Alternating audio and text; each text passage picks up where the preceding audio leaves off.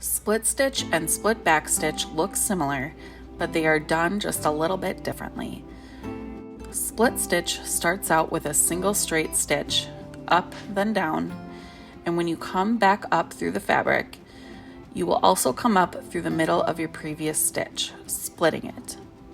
Move ahead a stitch length and put your needle and thread back down through the fabric, then again come up through the middle of your previous stitch. Continue forward, always coming up to split the previous stitch from underneath.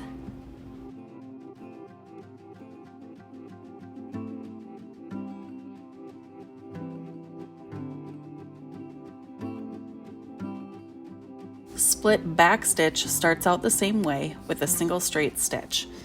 This time when you come up through the fabric, come up one stitch length ahead, leaving a space like you would with a back stitch.